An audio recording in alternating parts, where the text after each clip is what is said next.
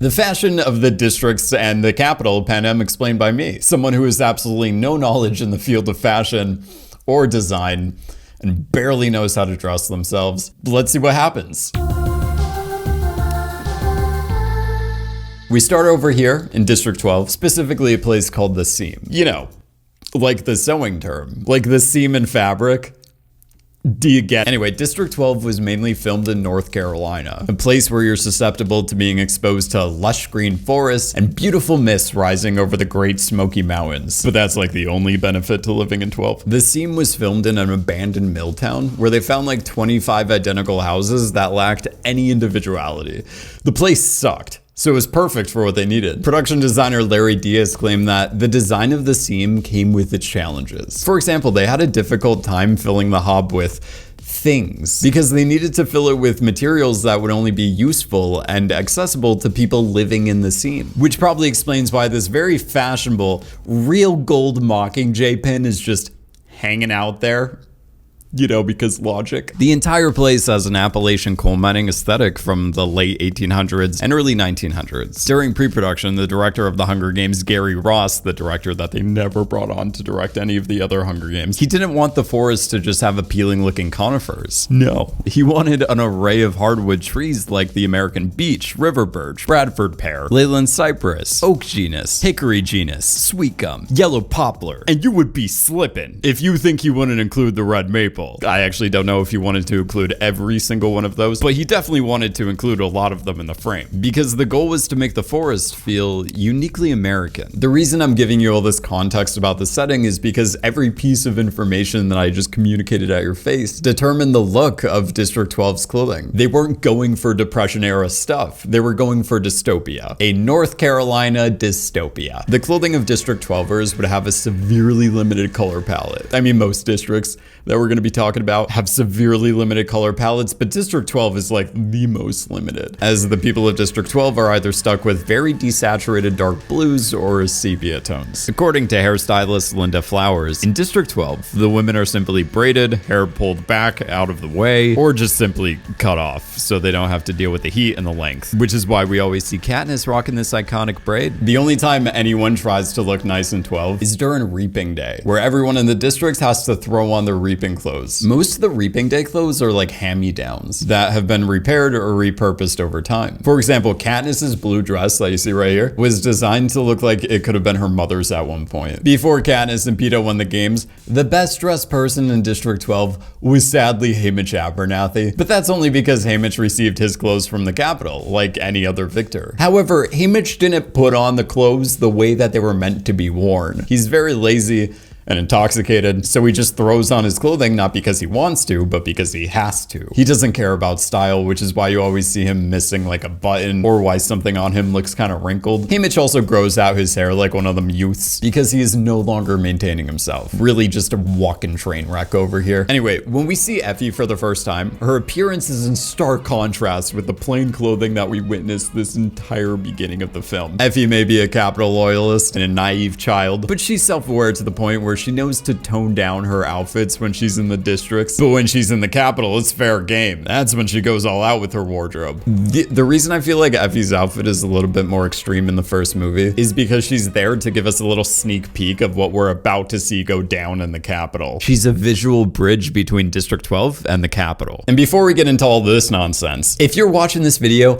I think it's safe to assume that you also love learning about stuff. And that's why today's sponsor, Brilliant, is perfect for you and me and all of us. For those of you who aren't in the know, Brilliant is a place where you learn by doing, as they have thousands of interactive lessons on math, data analysis, programming, and AI, and the list just keeps going. Instead of just passively watching videos, you're solving interactive problems. And their method is proven to be 6 times more effective than just watching them videos. These courses that I've been talking about for the past like 10 seconds, they're not just thrown together by anyone. No. They're crafted by experts from top institutions like MIT, Caltech, and companies like Microsoft and Google. Okay, so if you're like me and you want to better understand data so that you can one day apply it to better grow your YouTube channel or business, for example, incredible? Brilliant's gonna guide you step by step from the really fundamental basics to the more advanced stuff, naturally easing you to the point where everything that seemed really confusing and intimidating is now very approachable. And honestly, the best part is that it feels like you're playing a relaxing puzzle game when you're learning some serious skills. And to try all the good stuff Brilliant has to offer, you can get a 30-day free trial by visiting this link right here, brilliant.org/BryceEdwardBrown,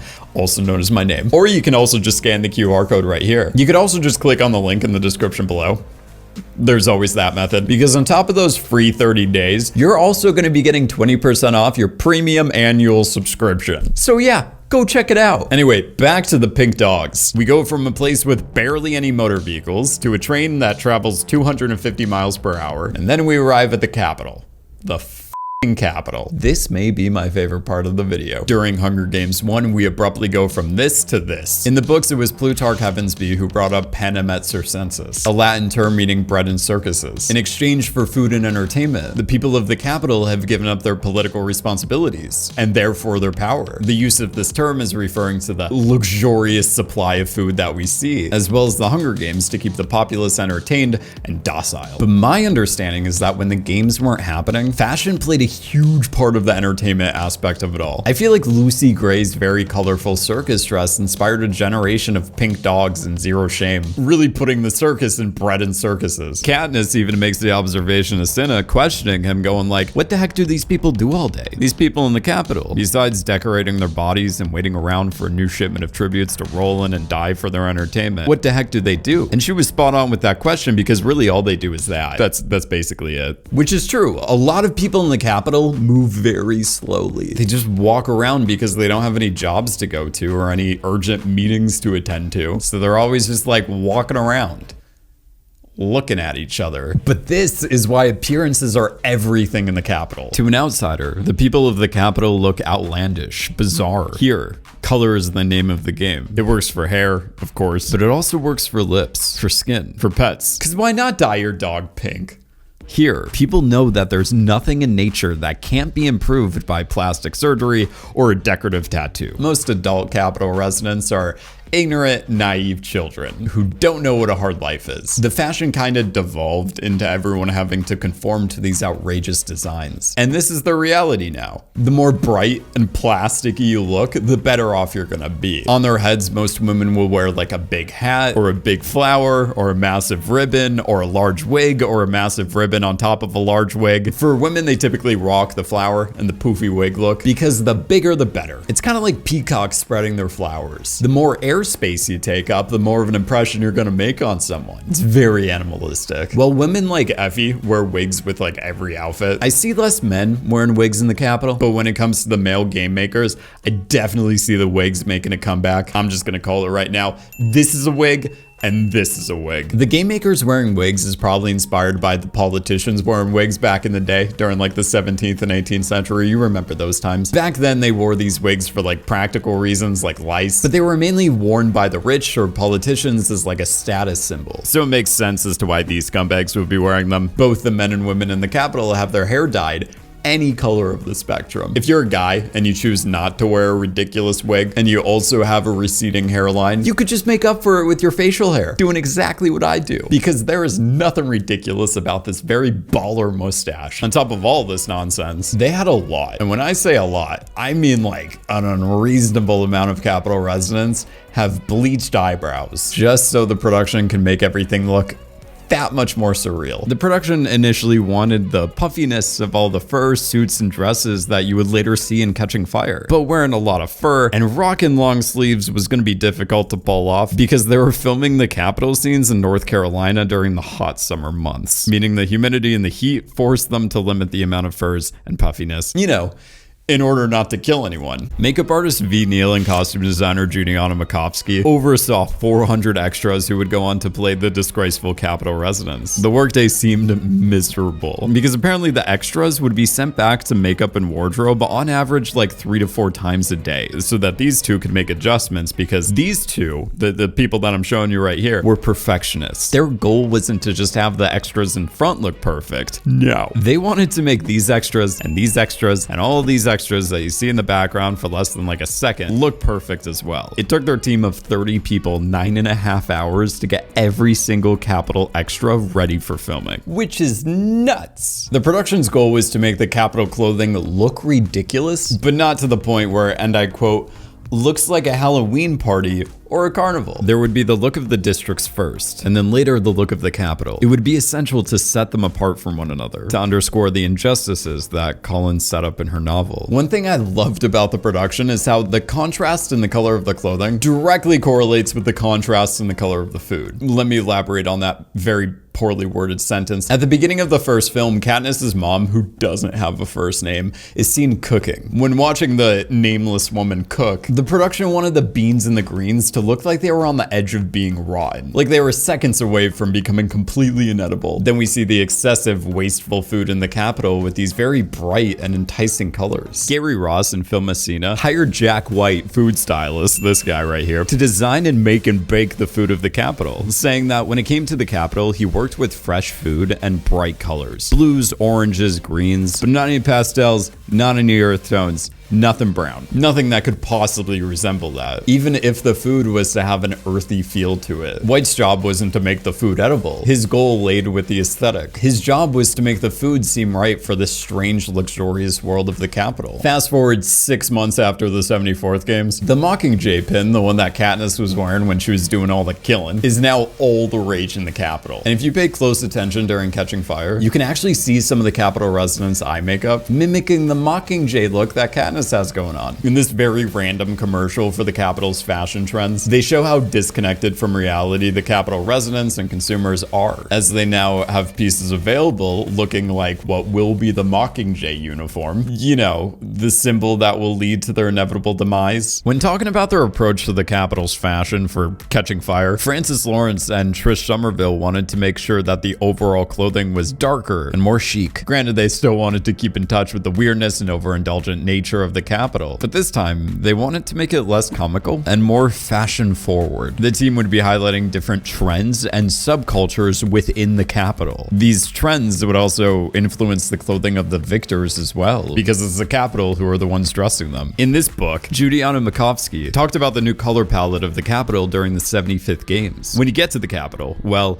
we have two palettes, a lot of fuchsia and turquoise and pink, but we also like the paintings of Max Beckman. So there's a lot of hideous acid yellows and greens, plus a lot of black to mute the brightness of the outrageous colors. And their hairstyles come back for revenge with this geometrical look. We ain't in North Carolina anymore. We don't have to deal with the North Carolina heat. So people like Effie can finally go from wearing a flower on their head to becoming the flower. The Swan House party is where we see the most of these abominations. The Swan House party is the most important party of the year. Apparently. I don't know. It's the only Capitol party I know of. But I do know that anybody who is anybody is going to be there. So when planning out the event of the year, the film's director, Francis Lawrence, thought about who would be in attendance, thinking that the party would be a mixture of different professions, including, but not limited to, bankers, artists, technicians, etc. All these different kinds of snobs would reside within one pop culture moment in the Capitol. When preparing for the hellscape that was the Swan Party, Trish Somerville, the person that we've been talking about for the past like 10 minutes, recalls that at one point they were doing like 106 fittings a day. I'd pull some clothes after looking at the headshots, get all the options ready. I was working with 6 fitters and a whole tailor shop. Then we'd photograph the fittings and make the charts to lay out the extras at the party, figuring out where they all should be placed. In order to make all of this happen, they needed 40 stylists, 10 interns, and 90 hair and makeup stations. The logistics of planning the wigs alone was insane, as it took 3 weeks to get every single wig ready because they needed 300 wigs.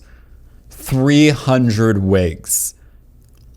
The Avoxes are some of the most well thought out background extras I've ever seen in like any film. The Avoxes that you see right here have these fashion forward headpieces that look like an abstract cage on their heads. The stylish cage is hauntingly representing how they're prisoners who are now forced to be servants. The fact that most of them have their tongues cut out is well represented by the clothing as well, as some of the Avoxes have their mouths covered. And the ghoul makeup underneath really drives home how dead inside they are from like everything that I just told you. Catching Fire also seizes the opportunity to add more complexity to Effie's character. Somerville went on to explain her approach to creating Effie's costumes that would kind of coincide with the overall growth of her character. There's this level of her that's really fun and bubbly, but there's also a part that suffers for fashion because that's how she deals with being part of the Capitol. She's restricted and not really free to be who she is. My designs for Effie reflect both sides of her character. There's the cobalt blue faux fur with crazy massive sleeves. That's the comic side. But Effie's clothes are also really uncomfortable, which speaks to the other side of her character, the part that can't get comfortable in the Capitol. When Effie tried to get everyone in the Dream Squad something gold to show everyone that they're a team and the Capitol can't rip them apart, she turns her hair gold. And this hair color took Linda Flowers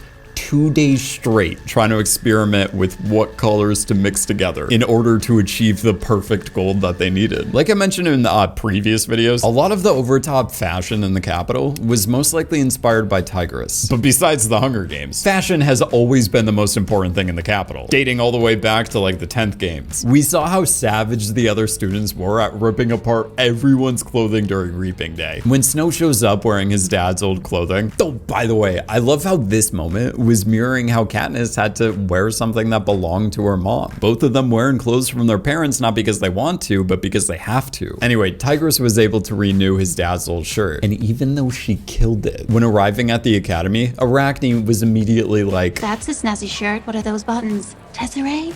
And then Snow had to defend himself. And in the book, he has to remind everyone that his father, the general, wore this mesh dress shirt, and wearing it was honoring his father, as it was part of his father's suit that was at one point dripping with medals. The only reason Snow was able to avoid this savagery on a daily basis was because everyone in the academy had to dress in the same red uniform, so he was safe from everyone seeing him in the same old worn out clothing. Snow's friends are so savage that they don't even go for Sejanus. They directly bypass him and start making fun of his mother's outfit. Did you see his mother's outfit?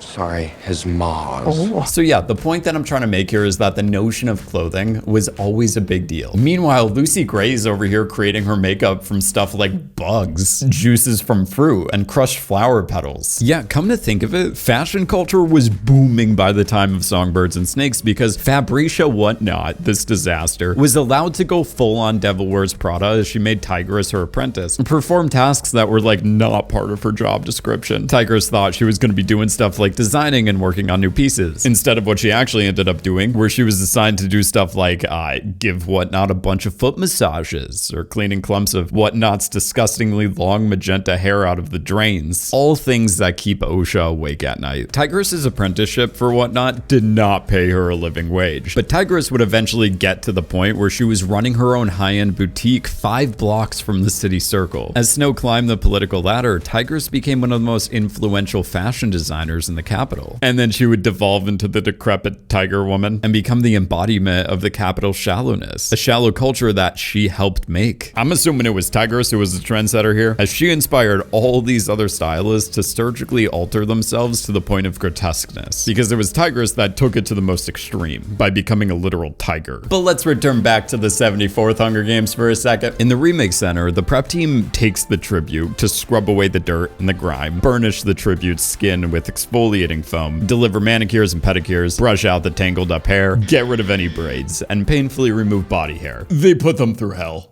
essentially. That way they can hand them off to their stylist. When Tigress gave Coriolanus that small cake of soap that was shaped like a flower and smelled like lavender, as well as an old dress that Lucy Gray could wear for her night of interview, Tigress technically became the first stylist of the games. And she was also technically the last stylist of the games as well, as she dressed the remaining victors for the 76 games, so they could better blend in with the tacky Capitol residents. When Tigress became an official stylist, she would help the tributes get ready for not just the interviews anymore, but for the tribute parade as well. And that's where the costumes can go full comical. District 1 is the luxury district. So during the 74th Games Parade, Marvel and Glimmer are dressed in pink and purple feathers. In terms of culture, this is the closest district to the Capitol. They literally make their clothing, so it makes sense why they would share the same kind of fashion trends as the Capitol. In the 75th Games, Cashmere and Gloss follow in the same tradition. District 2 is masonry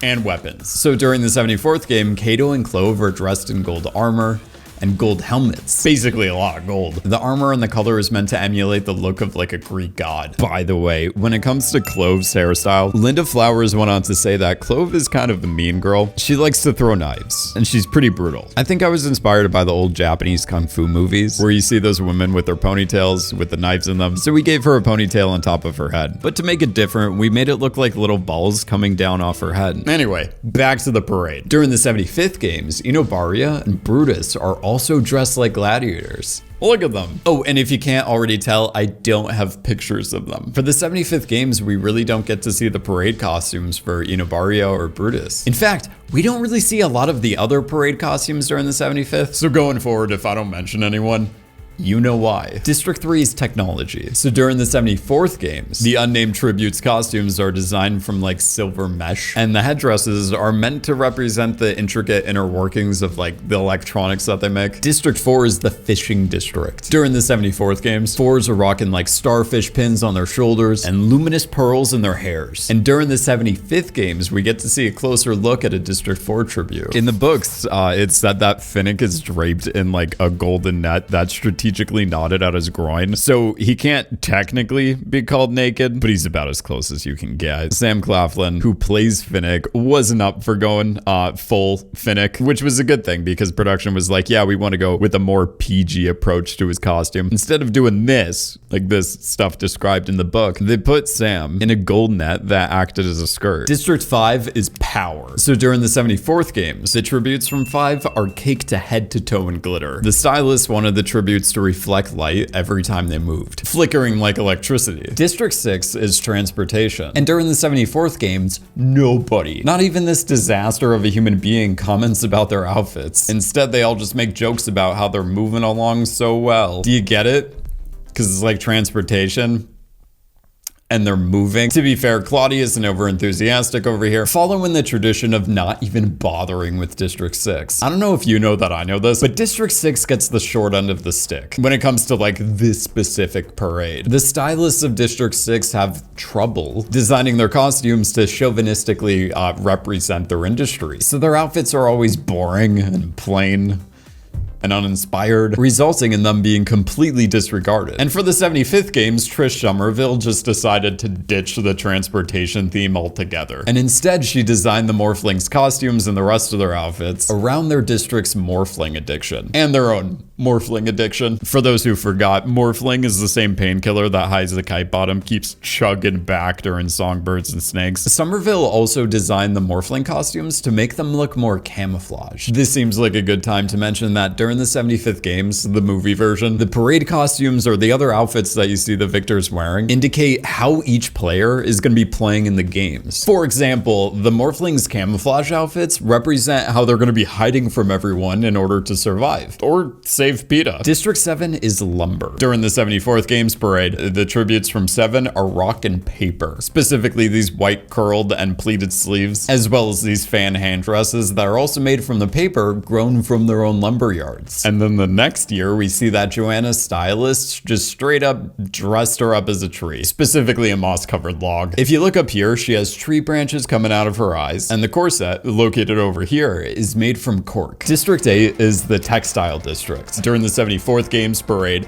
the 8ers wear a lot of colors, basically all the colors, and textures and materials combined into one very overwhelming outfit. This is in order to represent how their district produces all the fabric that you see in Panem. During the 75th games, you can see this District 8 stylist that I completely forgot the name of, wearing a very intricate and colorful pattern. District 9 is prawns. District 9 is grain. So during the 74th games, they have rows upon rows of silver and gold on their outfits in order to represent the fields of grain that they are constantly overworked in. District 10 is livestock. So during the 74th games, those tributes are wearing golden cowboy hats and vests and plaited shirts. The first time that I was watching the Hunger Games, I was curious as to where each district was from. And the second I saw these tributes, I'm like, Texas. District 11 is agriculture. So Rue and Thresh wear these overalls and crowns made from green leaves. And during the next year, Cedar and Chaff have these gorgeous looking floral outfits. Before we talk about the costumes of District 12's tributes, we gotta talk about the designer. Cinna. We could also talk about Peta's stylist, Portia. One could say that because we've been blowing her off this entire time, and this is a video talking specifically about the fashion of Panem, we could finally seize this opportunity to give this stylist some much needed attention. Anyway, when talking about Cinna, producer of The Hunger Games Robin Bissell claimed that Gary Ross had a vision of Cinna as being a great artist. And if you're a great artist in an oppressive society, what can you do? Who are you? Can you express yourself in the Capitol? Probably not. And so you're this guy who comes and preps tributes for these horrible games. The thing that separates Cinna from the other stylists is that he sees the beauty from within the human being. So his goal is to bring out the essence that he sees within the person, not cover it up with garbage. In the books, when Katniss makes her way to the arena of the 74th Games, she looks out the windows of the hovercraft. She sails over the city and then to the wilderness beyond. She claims that this is what the birds see, only they're free and safe. The very opposite of me. Cinna sees the fire within Katniss and helps turn her into the free bird of the Mockingjay, figuratively and literally. Cinna looks different than any of the other stylists, as he expresses himself through small details like his gold eyeliner or his earrings. Most of the time, he's caught dressing in the minimal aesthetic, only wearing dark or muted colors, doing this in order to vanish into the background while letting his creation take the spotlight. The first creation that we see of his is the girl and boy on fire outfits. Bukowski felt like they needed to make one boy version and one girl version. They're similar but different. In the book, it's basically a leotard and tights with some tall boots. We decided it had to have the look and the shine of coal and be more dramatic. Of course, the flames are magic. Cinna does the flames, but we tried to keep that feel in the shine. If you look closely at Katniss's face during this moment, she has orange flame makeup on either side of her eyelids, which is technically the first symbolic fire of the girl on fire. For old Coriolanus Snow, they gave him all white hair so he could go full Santa, but we kept his hair long, like he's a lion. A majestic lion. Snow would help perpetuate the ridiculous fashion trends, but he would not partake. He was their ruler, and he had to be taken more seriously by us, the audience. Seneca's career path is kind of similar to Snow, so he follows in the more subtle style of the president. Instead, Seneca's outrageousness is just contained to his facial hair. I like how Seneca was not given a robe like the typical game maker. Instead, he was given this outfit that looks like a suit. For me, this made him look even more like an underdog. When we get to Catching Fire, the peacekeepers have upgraded armor. They go from dorky looking guards to this because Snow militarized everything again due to talks about a second rebellion happening. The peacekeepers are given helmets with 360-degree carbon fiber protection. And of course, the ceramic steel composition is held together by a lithium white woven poly blend. Whatever the heck that means. I didn't know this before, but apparently only 13% of the peacekeepers were female. Don't know how that's relevant to the video. Somerville decided to give President Snow the new military look as well, taking inspiration from political figures during wartime. The other not over-the-top dresser in the Capitol is Plutarch. He keeps with the purple and black robes and his simplistic, functional look. They gave the legendary Caesar Flickerman a shiny, shimmering blue suit that would closely resemble the kind of suit that you would see of someone hosting a really pretentious award show. Then they gave him blue hair and blue eyebrows, and then they're like, okay, that's enough. We can chill. We do not need to do anything more to that. His personality is already too much. When the interviews for the 74th Games were happening, we got to see the first girl on fire dress. It's a very simple dress, but it has these inserts that have Swarovski crystals on the inside, so the dress really sparkles when she twirls. There's a whole underlayer that's made of other things, so you just get glimpses of that when she twirls. But when she's just standing, it's a beautiful dress with an interesting pleated bottom. Even when Katniss is in the wedding dress that Snow made her wear, she still has the Mockingjay-inspired eye makeup. And when it comes to that wedding dress, Somerville first reached out to Tex Averio over a Skype call about the possibility of making the dress. And then right then and there during the Skype call, he started doing sketches. Somerville was initially intrigued by a black dress that Averio had done for a runway show. But then when she saw his wedding dresses, she knew immediately that Tex was the designer for Katniss. These dresses right here are the main dresses from Severio's Lake Lacon collection that served as inspiration for Katniss's wedding dress. Apparently the dress was so massive and and the way that it was shipped to them, it was already like on a mannequin. So the box that it came in was massive, and they basically needed their own U-Haul to transport the thing. And for Finnick over here, he has to wear a long skirt made entirely of fish pelts, like actual fish pelts. The stylist is going to determine a lot about what their tribute's going to wear, but the one thing that they have absolutely no say in is what their tribute's going to be wearing in the arena. In the book for Hunger Games 1.0, the tributes are all given the same exact arena clothing, but for the movie, Gary Ross decided to keep everyone wearing the same exact outfit. However, he made it so that the colors should vary depending on what district you're from. So like District 2 would have mud brown, District 9 would be green, and District 12 would be black. And these jackets were made from parachute nylon. They were waterproof, which is nice, but apparently they were brutal in the North Carolina heat and humidity. In the book version of Catching Fire, the arena combat uniforms were blue jumpsuits made of sheer material. This would come with a 6-inch wide padded belt covered in shiny purple plastic, and then a pair of nylon shoes with rubber soles. But for some reason, it didn't translate to film as well as they wanted it to. So they designed these black and gray wetsuits with 3-dimensional grid patterns. They made something that looks like it could alternate between land and underwater with ease. And speaking of submerging our actors in water, the cast was constantly getting wet because of the water, and for this reason it was hard to keep them in makeup, so everyone was assigned to get actual tans for their role in Catching Fire. When Katniss was back home after the whole killing everyone, she's still seen wearing the brown leather jacket, except this time it kind of looks like suede. It looks a lot older, like somehow it aged like 20 years and 6 months. Katniss hates fashion, but loves everything that Cinna designs for her, even though she's receiving all these clothes from the capital. Katniss dresses down when in her district, as she doesn't want to attract any unnecessary attention or put herself above anyone else. It's not until the Victory Tour that you see her go into these more fashionable outfits. And when it comes to these Victory Tour outfits, Cinna subtly incorporated feathers and fire into them, giving little hints of the Mockingjay and the Girl on Fire, until she eventually becomes on fire and becomes the Mockingjay. Stuff like this over here was inspired by a peacock with iridescent blue feathers. Whether it's during the Victory Tour or during the Tribute Parade, Katniss is seen wearing the steel archery handguard. The first thing that they do to a tribute in the Remake Center is comb out their hair. So this season, Katniss's defiance begins with the braids. Linda Flowers went on to explain that the braid is for hunting, but you see her get away from that a little here. Instead, you'll see different types of braids, like 4-strand braids and fishbone braids. There's a little bit of braids everywhere. It's one way Katniss defies the capital, sticking to her braids. During the Victory Tour and some scenes in Mockingjay, we get to see more of the fashion trends in the other districts. If you can call them fashion trends, it's more function over style at that point. But when it comes to the color palettes, the fishing district would have like blues and greens, while the textile district would have more colors than any other district we see,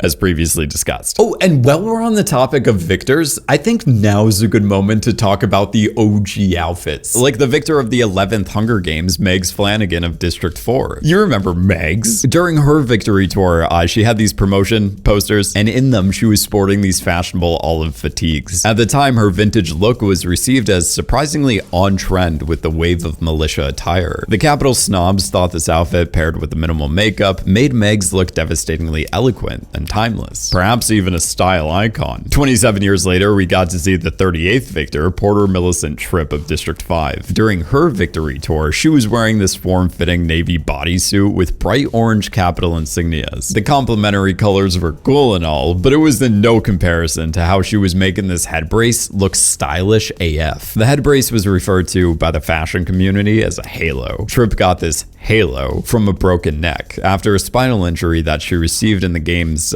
during like the final showdown. Do you think she got it from tripping? Because her name's...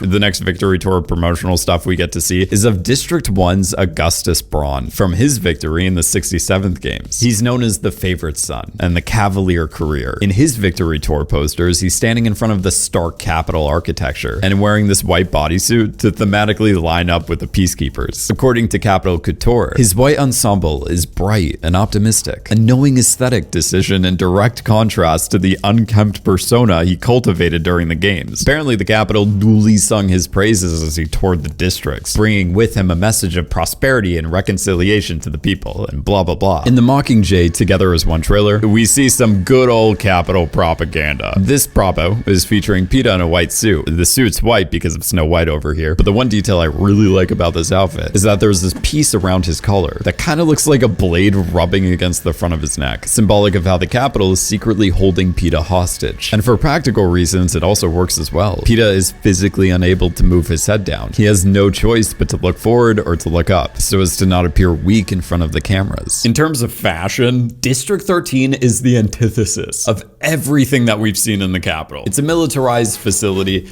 lacking any creative expression and fun, as they all wear the same thing. Every District 13er is just one generic mask away from looking like Michael Myers. When Effie's in 13 just enjoying herself, she tries to stylize with what she's given. She fashions together a headpiece from like a bandana or a smock and claims that, I miss my wigs.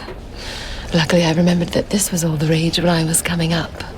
her saying that about this headpiece means that this look was probably inspired by Tigress. As we see Tigress rocking the same kind of headpiece in Songbirds and Snakes. You know, everything old can be made new again. Or it could just be a coincidence. I don't know. After the announcement of the Quarter Quell, Cinna designs the Mockingjay combat uniform. Then he made Plutarch Heavensbee promise not to show Katniss the uniform until she decided to be the Mockingjay on her own free will. So when Katniss agrees to be District 13's Mockingjay, Plutarch hands Katniss one of Cinna's sketchbooks. Unless you're watching the movie adaptation, and then it's Effie who hands it over. Each page of this book was dedicated to a detail of the Mockingjay uniform. From the layers of protective armor, boots that grip to asphalt upon contact and then spring free of it on release, hidden weapons in those boots, special reinforcements around the heart, and the belt. Nothing special about the belt, but it's a really good belt. The final page of the book was the sketch of the Mockingjay pin, and Cinna having written that he's betting on her. Upon seeing this work of art, Gale, who hates fashion and the Capitol, and all of this, even claims that Katniss is going to be the best dressed rebel in history.